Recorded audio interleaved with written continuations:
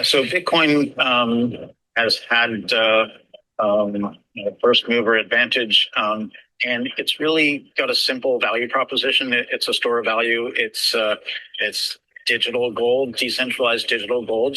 Ethereum represents the next generation of the internet, evolution of the internet and web protocols. Ethereum is Web3, the re-decentralization of the World Wide Web. Ethereum's been building layers of enabling infrastructure for nearly a decade, trying to get scalable enough so that we can move applications onto decentralized rails. Builders are coming into the ecosystem now. Enterprises, financial institutions are now comfortable because it's now legal to do blockchain things in the US with the new regime in the SEC and in the US government.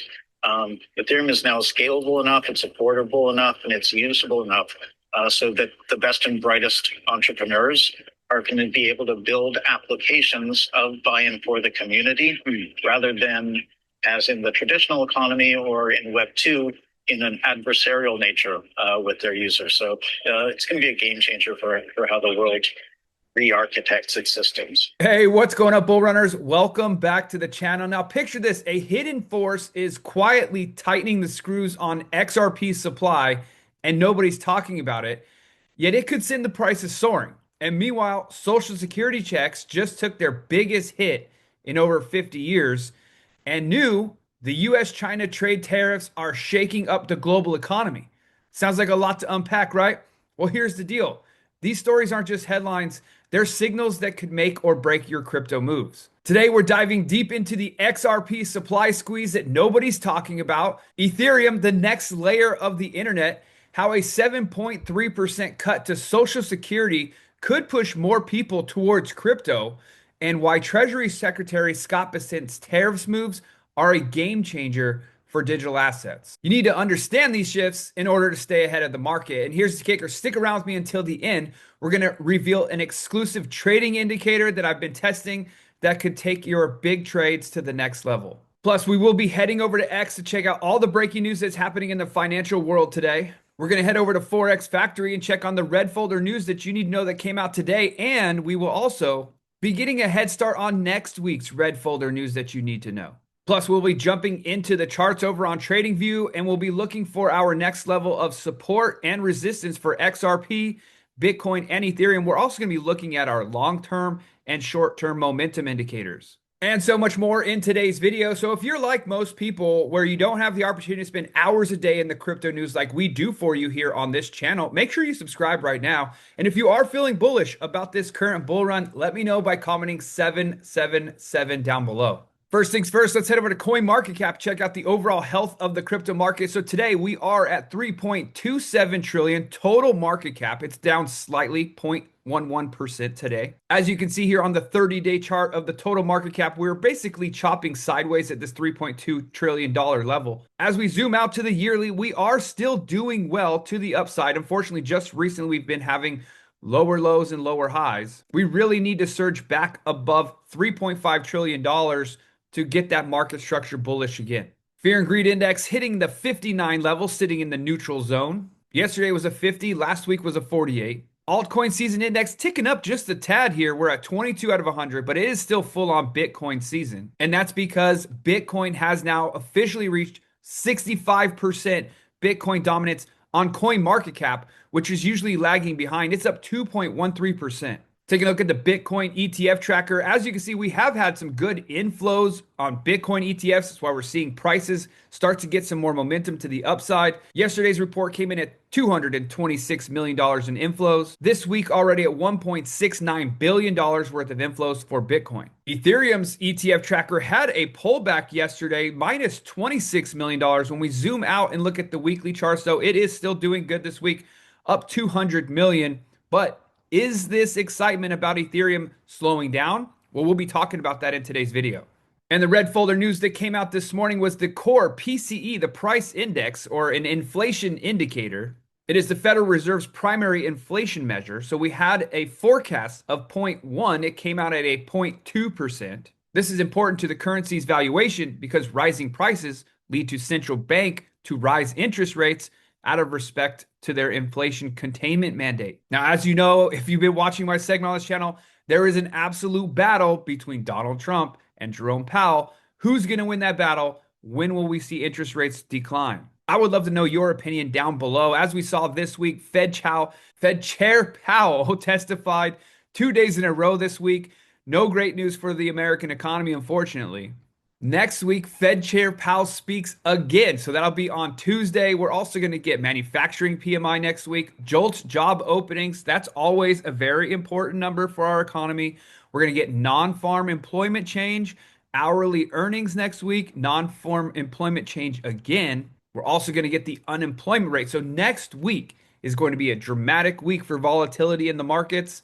We'll keep you updated every single day of the week. Make sure you subscribe so you don't miss it. Heading over to X to check out all the breaking news. First and foremost, we did see here the Ethereum co-founder Joseph Lubin saying Ethereum is rewriting global finance and could lay the foundation for worldwide dollarization through stablecoins. Now, this is interesting because we have obviously RLUSD for all of my XRP army out there. We do know that we have been minting and launching RLUSD on Ethereum. We also have USDT, the largest stablecoin in the world that is launched on Ethereum. USDC also has coins on Ethereum. So Ethereum is laying out a potential layer one option for many stablecoins throughout the world, which is totally fine. And as we talk more about Ethereum, take a look at this because there's you always see Ethereum having really great news. It's very similar to what's going on with XRP, right? Well, Ethereum has been having tremendous news, tremendous inflows to the ETFs, but also against them at the same exact time, there's a record amount of Ethereum shorts. So what is exciting about this is once these Ethereum shorts can be fought back against, if there's enough buyers that can come in, buy up all of these shorts, then we will see a massive short squeeze. We have not had any of those massive green candles in the market as of recent. And in fact, when we take a look at Ethereum on the chart here, there's something extremely crazy that's potentially setting up. First and foremost, we had this nice rise, crazy consolidation.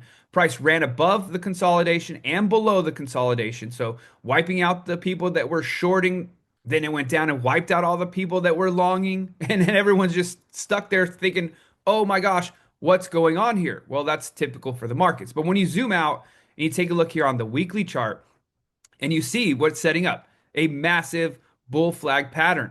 So if we go ahead and attach the bull flag pole, right? So this is the flag pole and this is the flag that's waving, the Ethereum flag waving in the air. And then you extend that to the breakout, which we haven't had. We did have it right here just a couple of days ago, a couple of weeks ago. It tried to make that breakout there, unfortunately failed to the downside. But look where this puts us, ladies and gentlemen. This puts us up at $4,100, $4,000 Ethereum again. And in fact, when you do something with the candles and you change it to Heikin-Ashi, and then you change it to the daily, and you zoom back to where these most recent previous highs were, and this is something I've taught on this channel a lot, the supply and demand zone. The easy way to find supply and demand zone is with Heikin-Ashi candles. As we can see, we have this push up from the 2400s all the way up to this would be the high candle right here, right? Well, if we take that candle and we draw a box around it, I use the magnet tool, so it's the exact full candle on this level. On Heikin-Ashi is the way you do it. Look at what happens here, ladies and gentlemen. This play, in my opinion, will happen. The bull market has to come back. Ethereum has to start its move. We have a massive bull flag pattern setting up. That pattern plays directly into the supply and demand zone from our previous highs that came to us from December of 2024. So when we take a look at the news here, for example, the fact that there's record shorts, once these shorts get eliminated, price is going to absolutely skyrocket because no one is selling against the Ethereum. And speaking of Ethereum Ethereum ecosystem has generated $7.3 billion in fees over the past year per token terminal. So Ethereum is performing as it was supposed to. And recently, actually, the fees have even been reduced. So it's doing really good when you talk about the underlying structure of Ethereum. And whales bought nearly 1 million Ethereum in one day. That's the largest daily buy since 2018. So when you start to stack all of these things on, you can see the potential for a massive run to the upside. The only thing holding it back right now is this massive amount of short selling against Ethereum. So they are trying to suppress the price right now. Once this gets lifted, it's off to the races for Ethereum. And what's really interesting here, we talked about this a couple of days ago. When we look at our long-term momentum wave here, we can see price broke right below the zero line, and it's trying to make a recovery now. If this could be a quick dip and rip to the upside, I see this definitely playing out, because as we can see right here, last time Ethereum broke above the zero line and turned green for bullish momentum was here at 1750s, and it made a run all the way up into 27. So it was $1,000 run for Ethereum to the upside. If we break from 27, then we get to the 37s, which is here, which then could potentially, just because of the liquidity that's sitting in this area, suck it right into the zone like we're talking about. 3,800 is the low level of that. Because when we take a look at what happened, the opposite, right? Price broke down, turned red, unfortunately went bearish here, did a little dip to the upside, and then a rip to the downside. And that's when we just went super bearish. So pay close attention to Ethereum on this long-term momentum. This is the Wolfpack indicator. For those of you who don't have it, you have to use it. In my opinion, it's a very good indicator to show you when we're in bullish, bearish momentum. So given to this a little earlier in the video, but what you need to do though is make an adjustment. The fast length is the 10 and the slow length is the 30. That is what I'm using to give me better understandings of bull bear long-term momentum. Now, what we see here on our low time frame momentum waves, our fast momentum, we can also see on our daily momentum wave here, it is starting to move its way back to the top. Now, what we really need though is this white line here. It's our midterm momentum. It's down at the bottom. It's not starting to recover yet to the upside. We need that because look, last time we reset to zero, made the move up to 100, our white line rode the top for some time, indicating positive momentum. And sure enough, we made that big move up $1,000. Now, in other news, we talked about this in the intro. Social Security payments are down 7.3%. It's the largest decline in 50 years. Now, before we move on, why is this? Let me know down in the comments section. Why did we have a decline in Social Security payments? Yes, that is correct, because Doge, we did find and discover that there were people, millions of people, they say, on Social Security payments that were not supposed to be being paid. But why would this be a crypto story? Well, when traditional income sources like Social Security shrink, people look for alternatives. Crypto, especially assets like Bitcoin and stablecoins, become a hedge against financial uncertainty. And this cut could push retail investors into the market. Because remember, we've been talking about this. Institutional investors are here, but we want some retail investors, which would then in turn boost the demand for coins like Bitcoin, XRP, Ethereum. So if you are holding crypto, which you're a genius for doing, and that's why you're watching this video, this could mean that more buyers are going to be entering the space. So watch for market increased activity. Also, inside of the Social Security payments, I've noticed, I've been talking to some of the people that I know that are older that do receive Social Security payments, and they've actually been receiving larger payments now. So is the distribution starting to go up because they've removed all of the wrong ones? Only time will tell. This is the first report with this. We're going to continue monitoring this as well. It's a very important economy factor, right? This is another important thing for our economy. If people see that the fraud, the scams, and everything that was going against the American people are starting to be lifted, such as the Social Security payments going to the wrong people, they start to have more confidence in the government. They start to have more confidence in our economy. They start to have more confidence in buying things like crypto. Also, big news coming out announcing on the Treasury Secretary says the tariffs on China are now 30%, while Chinese tariffs are 10 on the United States. And this is a big deal because if you remember, we were up to like 145% tariff against China during the beginning stages of the trade war. And this is coming off the backs of some tense trade talks that were happening in Geneva, where both sides scaled back from higher rates to avoid a full-blown trade war. And this is huge for crypto because trade tensions highlight a need for decentralized finance systems. XRP, for example, thrives in cross-border payments, bypassing traditional banking delays. Posts on X are suggesting that tariff drama could be bullish for XRP as global trade frictions make fast, cheap settlements more appealing, of course. So, plus tariffs could drive inflation, pushing investors toward Bitcoin, a store of value. So, watch how these tariffs impact markets and volatility that could create trading opportunities coming to us in the near future.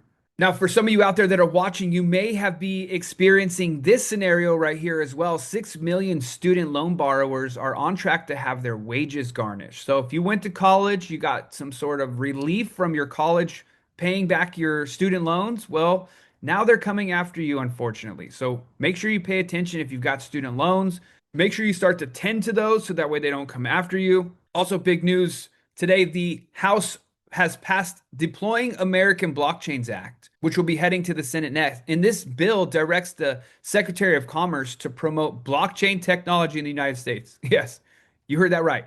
Our government is going to be promoting blockchain technology. Now, what a difference a year makes. Just remember, 2004, they were literally trying to erase cryptocurrencies and blockchains. The administration did not want that to go through, but now our government is literally promoting crypto. It's promoting Bitcoin. It's promoting crypto as a whole.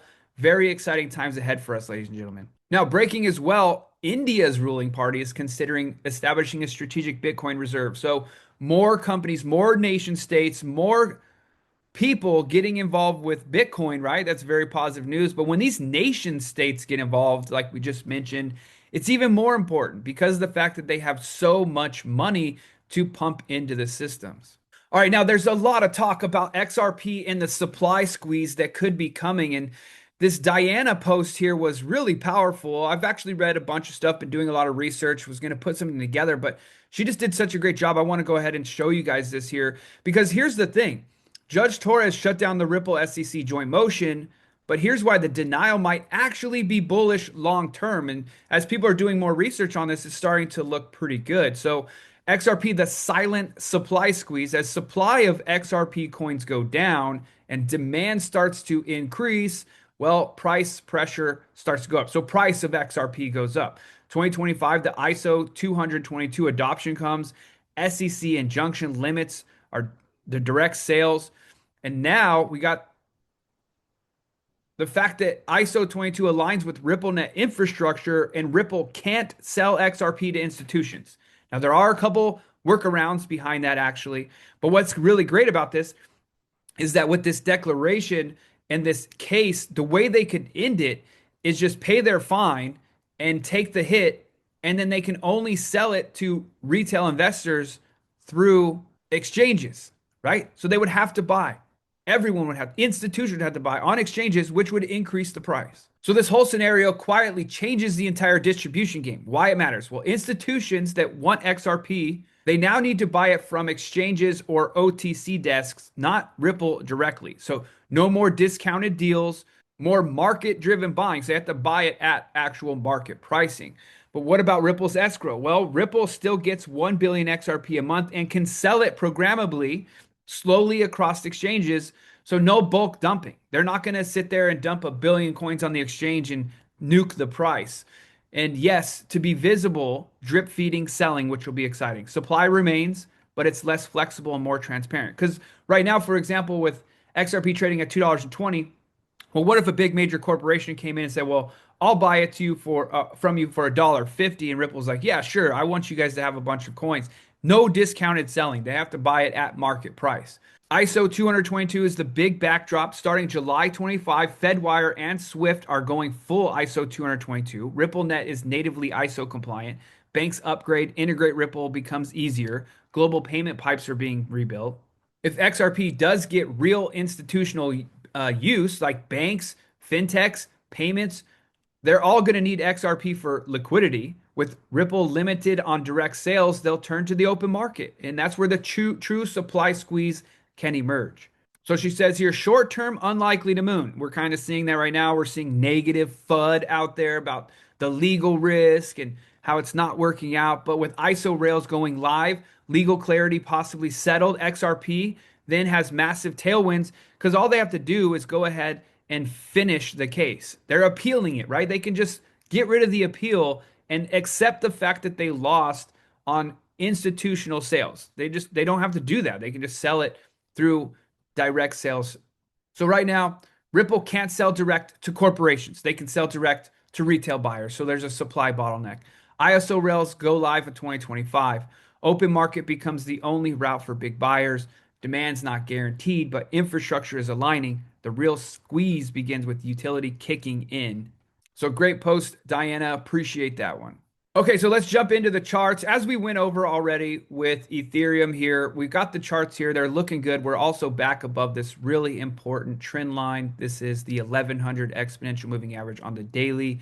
As we can see, we're hovering right in that zone. We broke through it, traded on it a couple times, broke back above it. So looking for Ethereum to make a move to these upsides, 38.82. When I look at Ethereum on traditional candles, the only negative thing. Now, I'm more bullish on this market than most people right now. I still think we got room to go up. We have to make this move above the zero line here, though, for the Wolfpack indicator. So right now, it's still in neutral, okay? But price could come back down and fill this fair value gap here. This 1845 could be a low area. I don't think it, I mean, well, this is a pretty important. This candle moves so fast and leaving such liquidity here. I mean, we could even see a return to 1664. That's if we start to get bearish. That's where price, could be coming. So be careful. But once we start seeing bullish momentum feeding back in, midterm momentum wave starts to rise up. We're not there yet. Let's look at the 12 hours, see if we're there. So yes, see the midterm momentum wave starting to rise. It's really sketchy though. It's not giving us a power move to the upside because we're just stuck in this consolidation zone right now for even the 12 hours. But on the 12 hour, if we can break above this level here, this is the 12 hour 1100. That's at 2584. We're also at the 4 hour 1100. So you can see how important this 1100 exponential moving average is. We got the 4 hour, we got the 12 hour. Let's see the 6 hours right there. The 1 hour is right there. I mean, it's literally trading on that zone. The 30 minutes, the 15 minutes, this is nuts. So I very rarely see that every single time frame like that is caught in that zone. The 3-day, this is not good. The 3-day 1100 exponential average is trading all the way at 1358. Let's look at the 2-day. The 2 days down here, that's not good either if it comes down and checks this level. Now, the good thing is we are above the zero line on the 2-day. So we're still green. We're still bullish momentum. That is a positive thing because once that flips there, you can see last time it flipped bearish. It actually ended up making its way down to that level. So that level is 1892 right now. But yeah, so you can see the 2 days zone is there. The 3 days way down there. But the daily, we're on it. The 12 hour, we're on it. The 6 hour, we're on it. The 4 hour, we're on it. The 1 hour, we're on it. The 30 minutes, we're on it. The 15 minutes, we're on it. So it is squeezing as far as price goes. So it's going to break a tremendous amount up or down soon. All right, taking a look at XRP now here, guys. Let's take a look. So obviously a while back, we broke this trend line. We've been heading downward.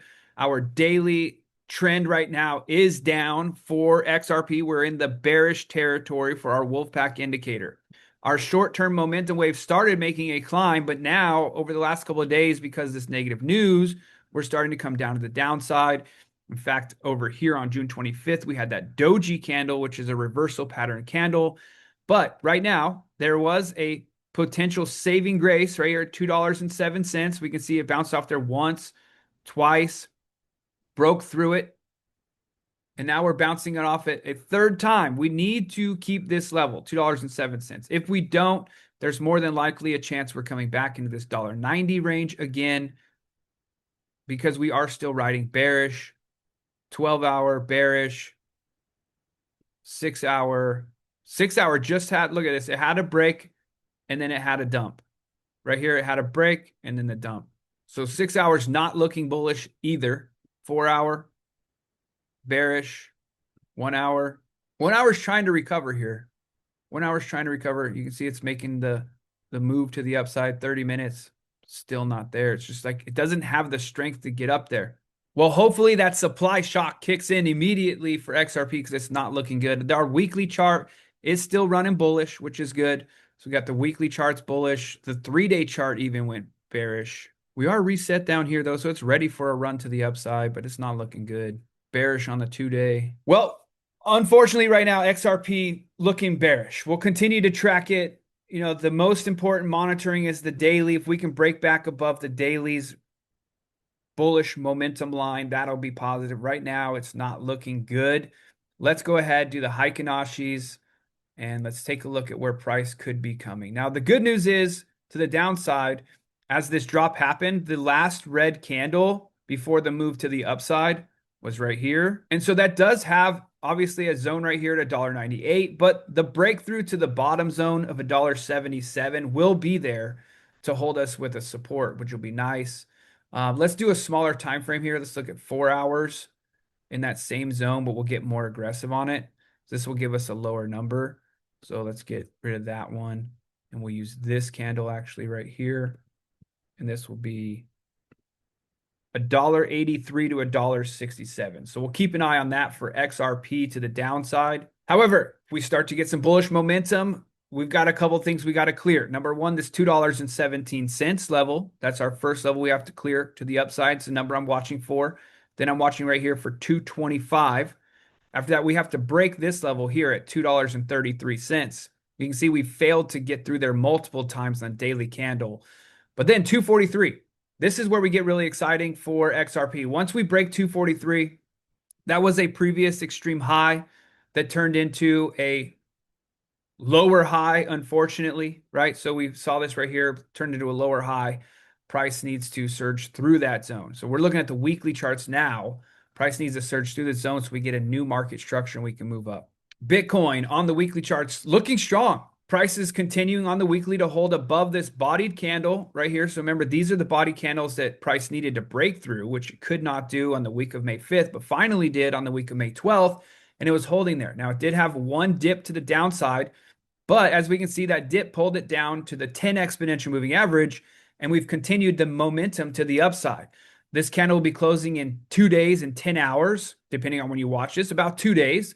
As long as it closes above the 104, we could see bullish continuation for BTC. Hey, bull runners, check this out. If you want to learn how to find the next 10x, 50x, or even 100x altcoin in this video, listen to this. Our research team posted GOAT on the 13th of October of 2024 when it was right at a penny, and since then it rallied to over $1 and it's currently still up over 5,000%. That's like turning $1,000 into over $50,000. Our team called Pendle at only a $16 million market cap, or 16 cents, back on February 18th of 2023, all the way back here, and since then it's rallied up over 4,000%. That's a 40x. It's like turning $1,000 into over $40,000. Our team also called BitTensor Tau September 15th, 2022, before the token was ever even launched. And since then, Tau has rallied over 2,000%. That's a 20x. Our team even said Solana is most likely to be one of the easiest trades next year, and this was posted December 29th, 2022, on the day that Solana bottomed out at around $8. And since then, Solana looks like it's up over 2,500%. That's a 25x. It's like turning $1,000